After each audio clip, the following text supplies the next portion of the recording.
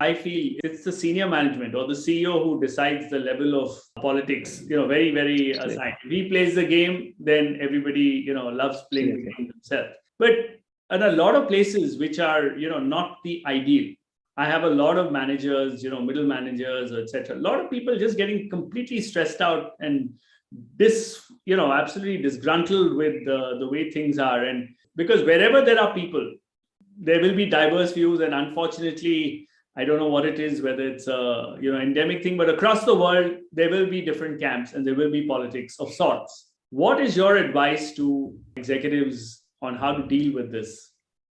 I guess, the first thing I'd say is the same advice doesn't work for everyone. I think it comes back a bit to this point of self-awareness. Is a person aware of the environments they thrive in, the kind of work they enjoy, the kind of people they work along with? So for me, a lot of these questions, unfortunately, people ask when they've joined an organization and they're figuring out they're not a good fit.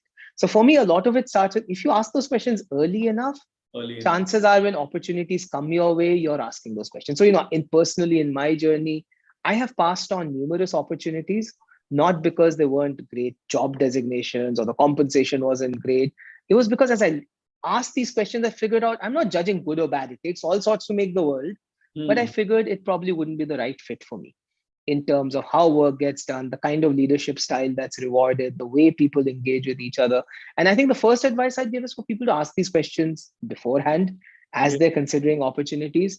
I think the second thing is, if you're in an organization, and let's say you're finding yourself in an environment where it feels like it's not a good fit, or you have a leader or a team, is to ask yourself, is that an organizational issue or is that a team or individual issue?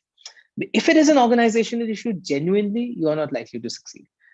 Fundamentally, if an organization itself, as part of its ethos, works in a certain way, which is completely counter to how you want to work, you're probably not going to have a successful long-term career. Doesn't mean you quit tomorrow, but you really need to have that question and think through. On the other hand, if it's a team or individual issue, I always say, seek help. Enlarge your network beyond your immediate manager, which is why I think mentors become so critical in our career journey. Have people with whom you can talk about how you're feeling, get advice on how to navigate it, really, and even understand the broader organization. For all you know, it might be endemic to that particular team, but the broader organization may actually be very different. How could you tap into it? How could you unlock opportunities? So that's, I think, some of the advice I'd give.